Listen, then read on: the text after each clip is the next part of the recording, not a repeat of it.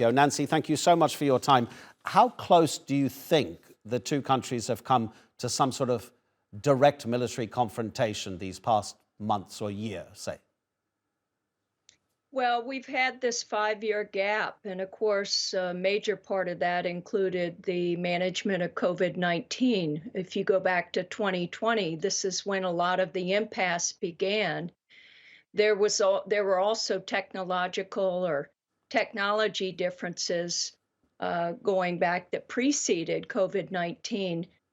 Since I'm sitting here in Northeast Asia, I would hope that we're not closer to military confrontation.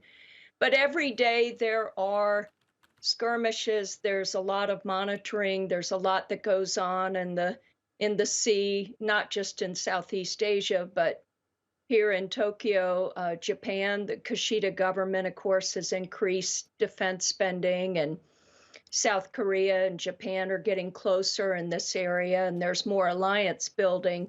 So China is definitely self-interested in trying to show a more conciliatory face.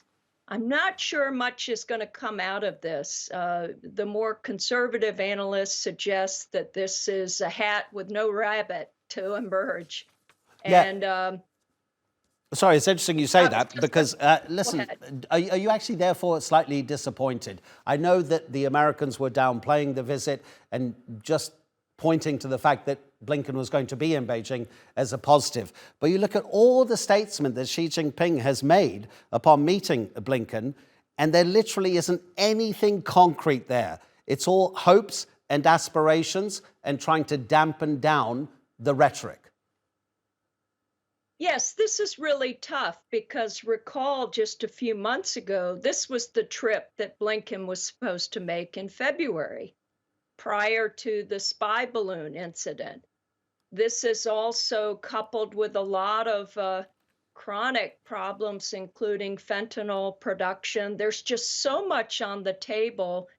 There was on both sides, China and the US, this dampening down of expectations.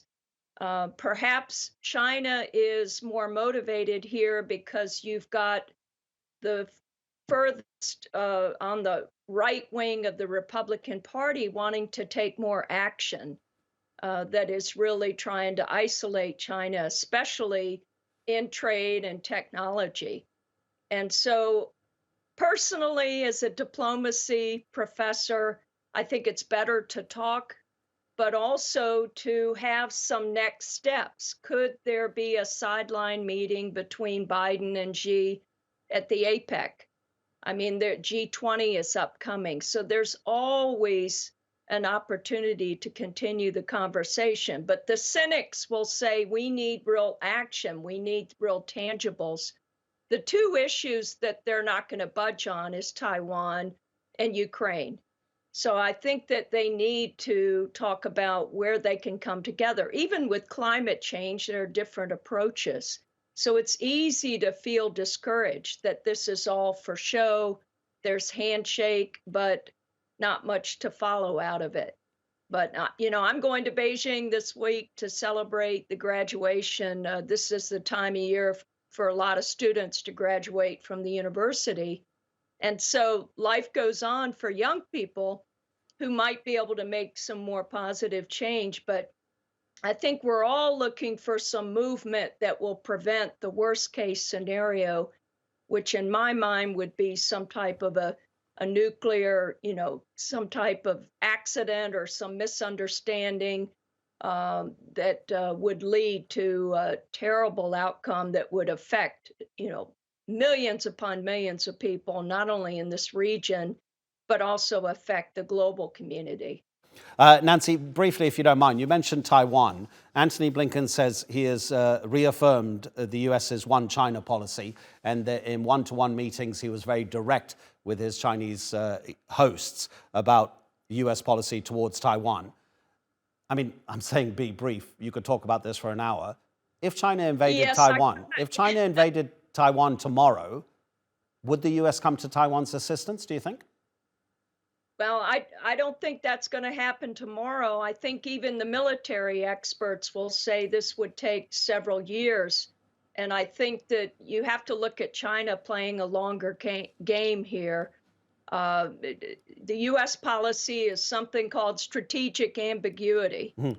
And if I can figure that out, I'll let you know what that means. But it's sort of not fully recognizing Taiwan, but obviously continuing to support democratic independence. And China says this isn't really even up for discussion. It's not on the table.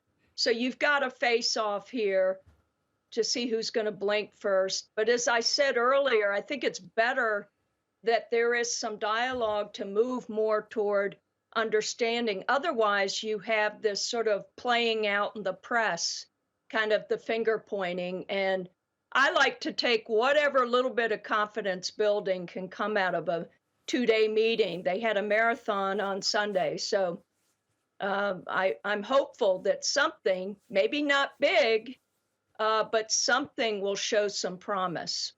Nancy, thank you so much. Really appreciate the analysis. Nancy Snow in Tokyo.